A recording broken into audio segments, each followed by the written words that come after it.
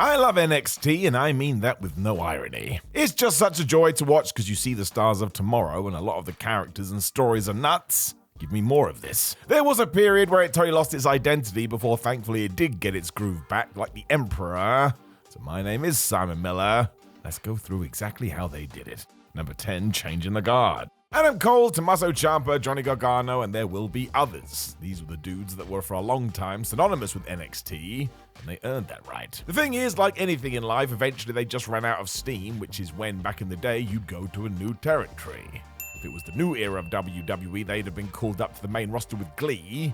We all know why people kept hitting pause. His name was Vince McMahon. It just meant for a while some of the feuds went a little bit too long as there was a thirst for some new stars when it happened. Management did shift gears and new doors were open, and I don't think you can make these strides without letting people move on. As good as they were together, did anybody need more Ciampa versus Gargano?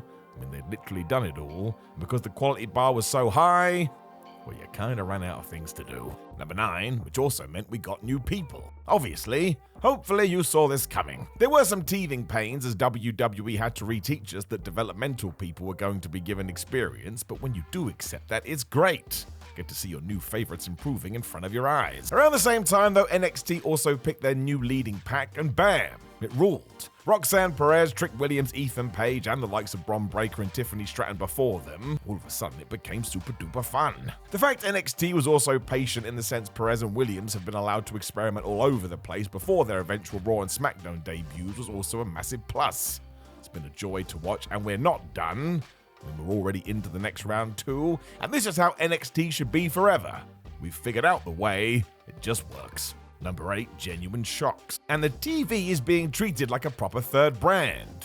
There was another criticism even when NXT was great, it was that sometimes the weekly show was a little bit dry. Not now, you just never know. So far in 2024, we have seen Ethan Page arrive from nowhere, Wesley going heel on the Rascals, and even Trick Williams losing his NXT title way before people expected it.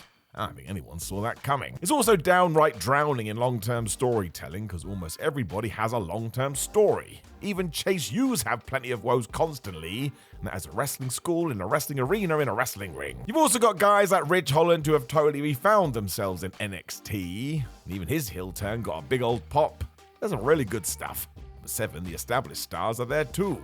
So this is usually done to try and boost NXT ratings, but who cares? We still get the benefit, which is why sometimes you can tune into NXT and see Cody Rhodes, Becky Lynch, Dominic Mysterio, and even the flippin' Undertaker. There was certainly a time where this was sort of seen as a bad thing, and wrestlers have even talked about that, but now we're all in it together, and it's a proper third brand. This is so much better than, for example, having Charlotte Flair be the NXT champion and everybody acting like she was above it, because who does that help? I bet even Charlotte was shrugging her shoulders at that one. She gets it. It's dumb. Baron Corbin added to this because he returned to NXT and got his mojo back. And we've even had established stars holding NXT titles and showcasing them properly on the main shows. It just means that over time we have told people that you are allowed to care about this properly. And good. I like to care. Otherwise, what the flub am I doing? Number 6, a solid midcard. I mean, NXT had a women's midcard title way before Raw and SmackDown did. It was long overdue. Even if you're not at the top of the card, you know there's a story waiting, and as such, when you watch on Tuesdays, it feels like everybody matters. That's really crucial in keeping viewers interested. There's never a reason to change the channel. You also get the Heritage Cup, which is allowed to kind of stand on its own, but we've also used that to help other wrestlers that otherwise may have been lost in the shuffle. The men's North American title, as of me recording this video, has basically made Obafemi a star before he's even been a thought on Raw and SmackDown, and we have that women's version. Just told the world that Kalani Jordan had arrived. It is fair to say there's lots of individuals in NXT which can make it confusing, but when it is time to highlight you, I tell ya, they do it way better than before. Number 5, it's the place to be. Or at least the public perception of the place. It's not some random developmental anymore. It is a fully fledged brand that offers a little something for everyone. If you compare it to when the Wednesday Night Wars were happening, it does feel totally different. Even Triple H said in an interview in regards to AEW running head-to-head, big deal, you beat our developmental brand. I don't think there's any way that he would say that now. Clearly a lot of time has been invested into the product so it could find its voice, which has helped ratings and designated it as a cool place to go. It's not a knock on your character if you decide to go through NXT first. In fact, it's probably going to help. As of me speaking to, you have had Julia, Stephanie Fakir, and Delta all go this way, and people are excited. None of this NXT. They'll all thrive and become WWE stars in the process. Number 4, the in-ring is better. By and large, that's quite the statement to make, but I think on a week-to-week basis it's true. Obviously, the black and gold era is almost untouchable with some of the best wrestling you could hope to see anywhere, whereas NXT 2.0 was the opposite. Nothing wrong with focusing on those in training, but it just lacked focus. It was all over the place. Today, NXT PLEs have gone back to being bangers all of the time, and you get to see these young pups grow from rookies to competent and good workers.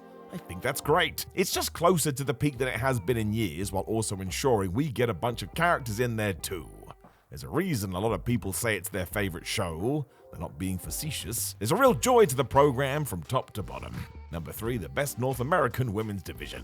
We can argue this, but therein lies the point. We can argue it. Some will say that's because the other promotions have taken too long to find their momentum, but screw that. Roxanne Perez, the 3 women we just mentioned, Thea Hale, Kalani Jordan, Sol Ruka, Lola Vice. That's just the tip of the iceberg. I could keep going, but it will become boring. The NXT women's title also feels like a big deal, and you're constantly getting the new recruits surprising you. And yes, they practice their matches in the week, but what do I care?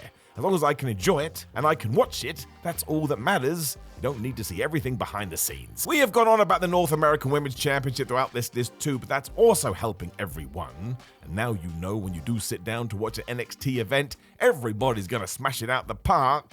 And it deserves all the plaudits in the world.